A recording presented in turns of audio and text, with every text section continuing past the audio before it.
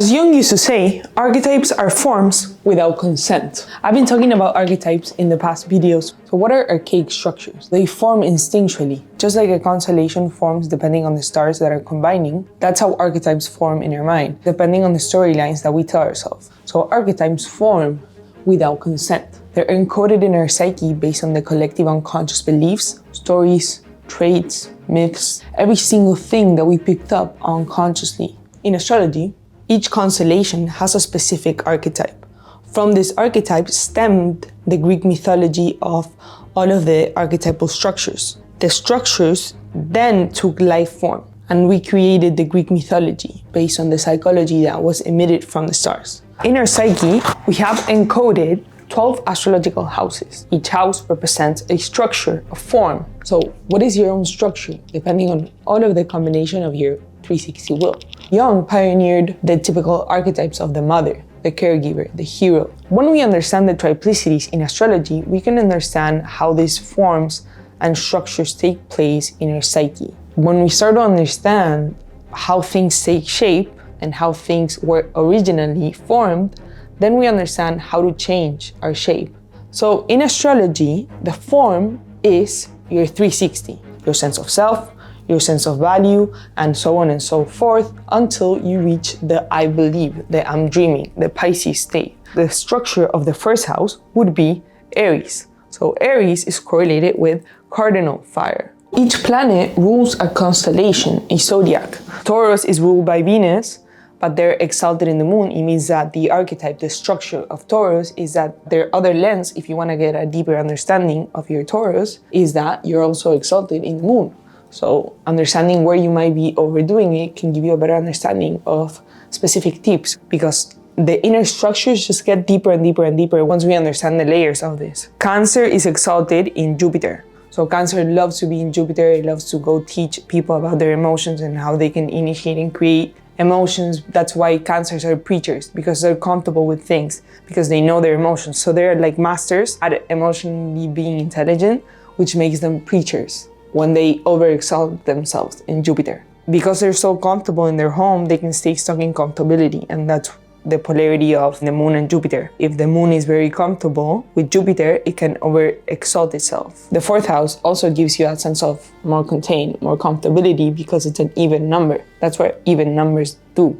They correlate more with water. That's why the fourth, the eighth, and the 12th house are the water triplicity, which is where you initiate and create a new feeling, then you're fixed with the feeling and you transform it, which is the 8th house, and the 12th house is the I dream, collective unconscious. That's why it's the first and the second. It's the first and the second. It's your sense of self and your sense of relating, because your self-value and then your Venus, so you're expressing that. But Taurus is more yin, so it's more like an internal self-value, whereas Libra in the 7th house is correlated with yang aspects, because it's the communication, it's initiating and creating new ways of communicating with other people, of creating partnerships, relationships, of creating harmony around themselves. Let's say we're looking at Capricorn, so the 10th house.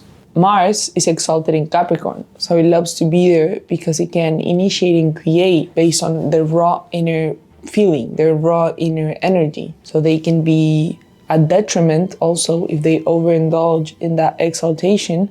Mars and Saturn, it creates this relationship of always wanting to act upon their raw action. So they can place a lot of boundary structures and be very in their Mars, so very aggressive with how they structure and place boundaries upon things and people and everything around them, deeming everything as opposing. So the moon and Venus, because that's where Capricorn can be very in their head, trying to build things using their aggression. That's the 10th house, the detrimental structure of Mars being exalted in Capricorn. And just not to get confused, because I was talking about how the planets and the zodiacs play out. The zodiac signs, how we look at the episodes, when we look at the wheel, these are the stages of life, so the episodic memories in your psyche. But the planets are like the actors, the characters. They're putting the energy in that storyline. This is the 12 forms that created the one form. So we can start to better understand a little bit of this. I'm gonna go much more in depth and create like bigger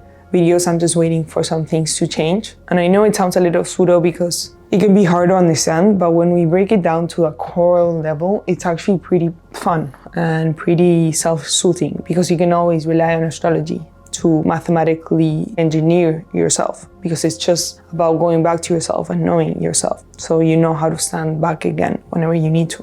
Because your gifts could be two planets, two energies that were maybe opposing in a day-to-day basis, but when we look at the episodes from a broad perspective, we understand what it meant and what we gained from that. We gained an ability that was unique to us based on the circumstances that shaped us. But you have to know yourself, because if not, you're not gonna know what's unique about you. You have to go dig, and understand what the shadow is carrying. That's why it's causing all of these events where you don't understand yourself. And we all go through these stages in our life. It's not about staying in the dark, it's about acknowledging it and seeing light and dark in the same polar scale. Understanding that you can always recalibrate and jump from one state to another. Hot and cold is just a matter of degrees. Light and dark is just a matter of degrees too, right? The tones of light. As Jung used to say, wisdom only accepts that things have two sides, that everything is a polarity.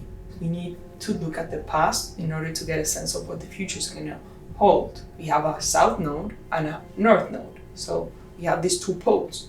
So how can we better understand the polarity of wisdom?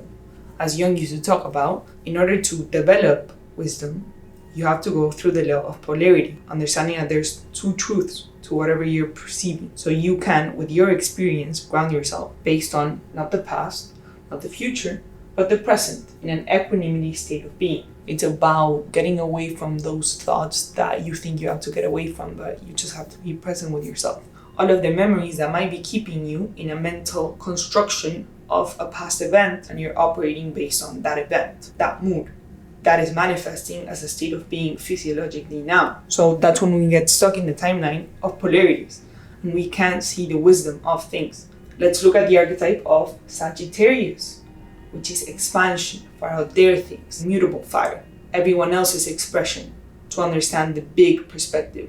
Jupiter is ruled by Sagittarius and Pisces, but it's a different dynamic, because where Sagittarius can see the expression, they can see the scale. Pisces can get lost in the emotions of that scale. So they can get lost in the weight of the emotions. So they can see all possibilities of the scale. Whereas Sagittarius can see the expression, so they can break through their fire, because fire is expression outwardly. Whereas water, emotion, can be inwardly. So Pisces, when they're perceiving too much of the scale, they can get overwhelmed, because they can see all the field together. They start feeling everything. So that can drive Pisces to go to the polar scales. But it's a matter of grounding how you feel things, so you can attach the different stances of the polarity scale.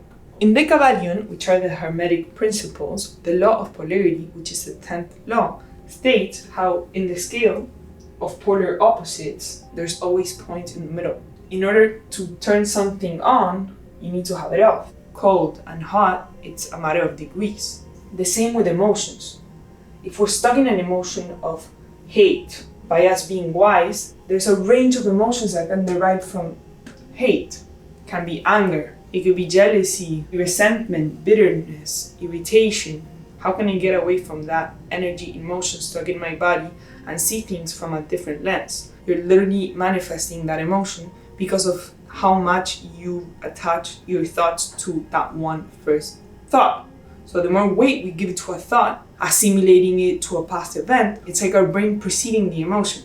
That's you being in a state of flight or fight response, where you're constantly trying to see how you can go back to a past event and use that wisdom from a past memory to protect yourself. But it's a matter of understanding where you need protection and where you're stuck in a polar scale. A mood is basically an emotion stuck in your body. It's like a cloud walking with you. That's a cloud that you don't see, other people see.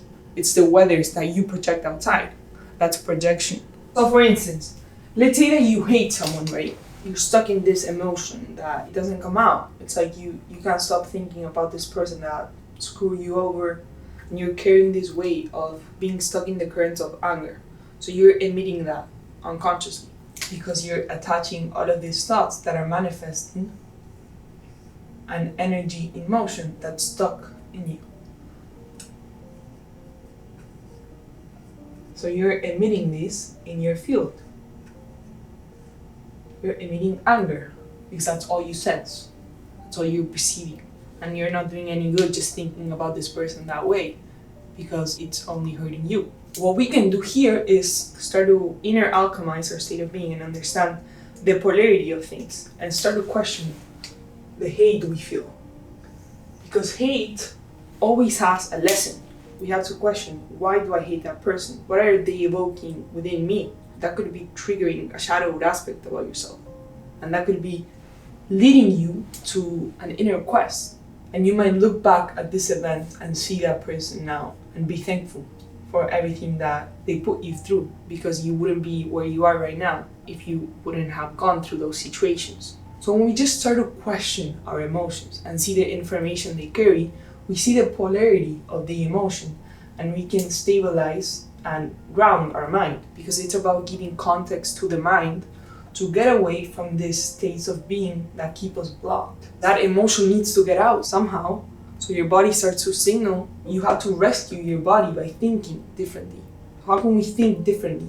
By questioning ourselves, by doing shadow work, by understanding your body through the brainwave frequencies you go through during the day, by understanding how to be more compassionate with yourself, but also more curious. Just being aware of your current state, it's a huge step. People go through their whole life not aware of their certain habits. And that doesn't mean that we're all aware of our habits, but it's about the discovery of why am I doing this habit? Therefore, I can take the wheel of my emotions. And that doesn't mean that, I'm gonna have everything I want. It's about understanding that every situation that you get, you can manage. Because internally, you have that self-assurance within you that you can do it, that you're okay. So you're taming your body from within. This is our field. Well, this. This is the field of the earth, and that's your field. So, if we're always stuck in an emotional current, then we can't experience other emotions. That could be also with happiness. If we're always stuck in a happy state of being, then we can't experience the polarity of that. So we're always gonna be in a dopamine hit, like state of being. When we go within, we can start to manifest serotonin, neurotransmitters, which is the mood stabilizer, and we become the alchemist of the polarity, not relying on those dopamine hits, but going within, grounding yourself, and then you can manage whatever situation comes your way. I'm keeping this broad, but it's about contextualizing this, and then I'm gonna start getting deeper about these things, little by little. You can look specifically at your chart to help you expand your emotional awareness, which is your Jupiter. But I'm gonna get deeper into specific examples, so you can see my part 2 about this. But essentially, we can start to understand this by alchemizing also our Mars, our raw energy.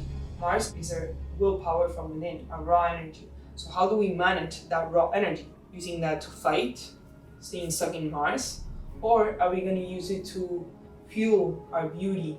What can we create? How can I expand this? Jupiter.